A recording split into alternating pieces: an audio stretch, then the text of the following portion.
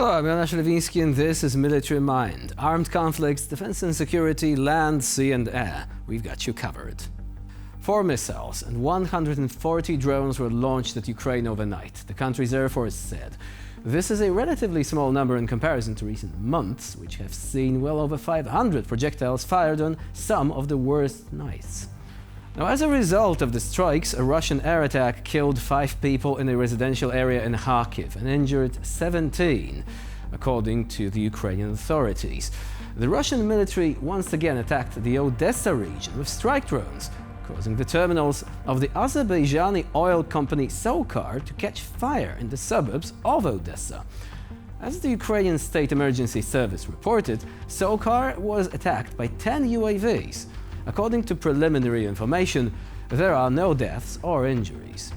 Now, at the Frontline, the capture of the entire Donetsk region, according to experts, will be an extremely difficult and prolonged campaign for Russia.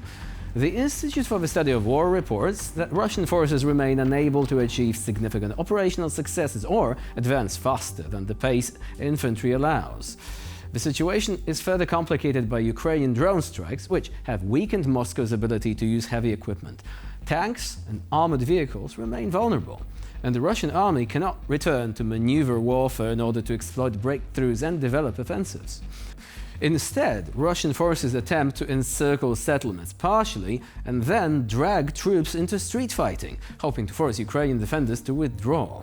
However, this tactic is yielding no tangible results. According to analysts, the Russian side has been unable to turn such actions into real breakthroughs of the defensive line.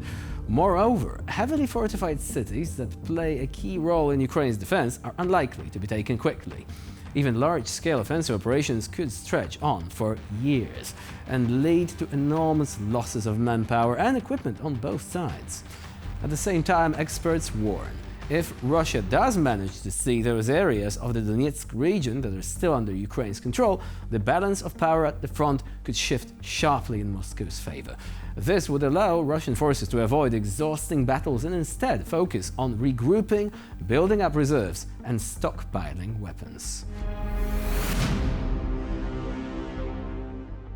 The Kharkiv region has proven once again that even the most high-profile Russian mechanized assault can end with the quiet hiss of burnt armor. Near the village of Liman Perchi, FPV drone operators of the Ukrainian Defense Forces repelled an attack involving 2 tanks, 3 MT-LB armored personnel carriers, and about 40 assault vehicles. The numbers seem impressive: armor, guns, infantry. But another force was already waiting in the sky: Ukrainian FPV operators that we've mentioned.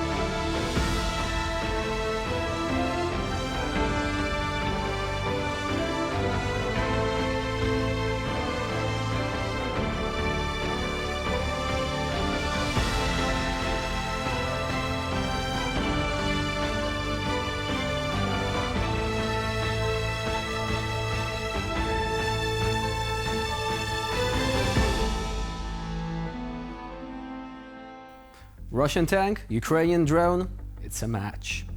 Now, for the first time in the history of warfare involving artificial intelligence, a Ukrainian sniper from the Ghost group successfully fired a shot at a record distance of 4,000 meters, eliminating 2 occupiers in the Pokrovsk-Mirnograd defense line area.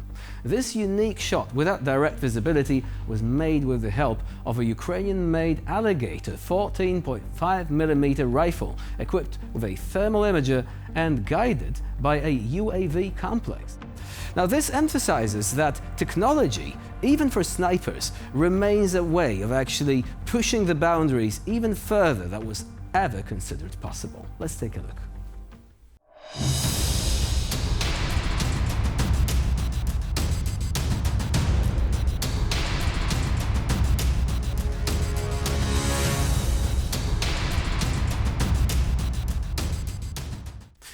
And now here's a story of a Russian tank that was trying to sneak up on the Ukrainians ninja style, but failed. Ukrainian aerial reconnaissance pilots detected the movement of the Russian tank even before it was actually visible. Signum battalion fighters flew out on a mission, 2 precise strikes on the target. Later, another cover was detected. The first drone tore down the camouflage net, and the second struck the target itself. A Russian infantry fighting vehicle also came into view. They never stood a chance.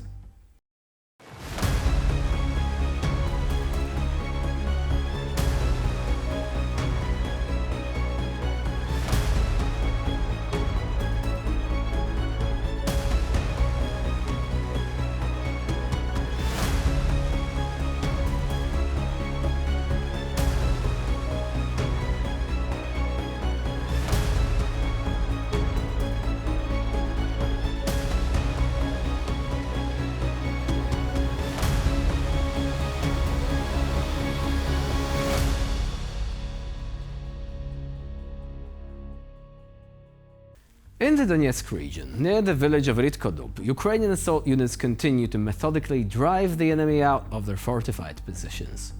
During one of these operations, fighters from the 3rd Separate Assault Brigade cleared several enemy trenches and dugouts. The battle was short but fierce.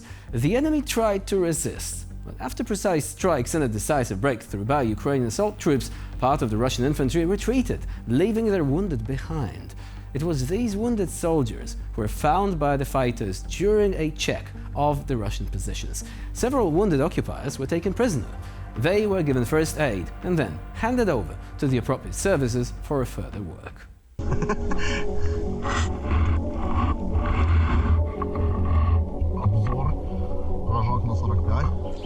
Штурмовик нахуй. Де взяв? Я все понимаю, я немножко сейчас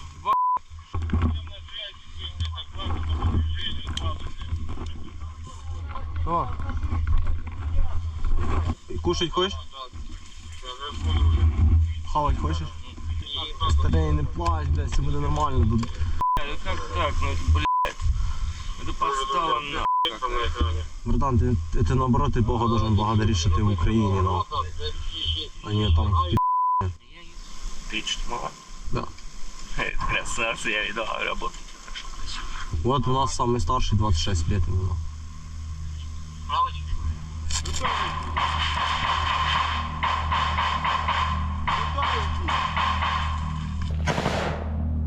Гранату пи***, бегом! Ага, еще одну. Давай, крейте друг друга, пацаны. Кто ты?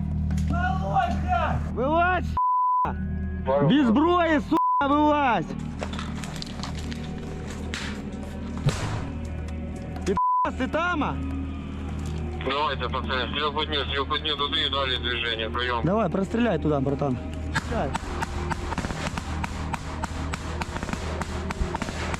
Сейчас контрольную гранату и идем дальше. Плюс, давай еще, ну, сбережи запас, нам будет не уже. Запас є. Я думаю, там м'яско буде. Починаємо рух далі. Плюс, давайте, друже, линию, вперед. Магазины перезарядили, чтобы пустые не были. Пустой. Голоса посередине. Принял, друже, принял. Рух, давай, сплинты. По дистанції, можете зрозуміти чи ні? And with this, we conclude this edition of Military Mind. Stay with us here on TVP World for more latest news and updates.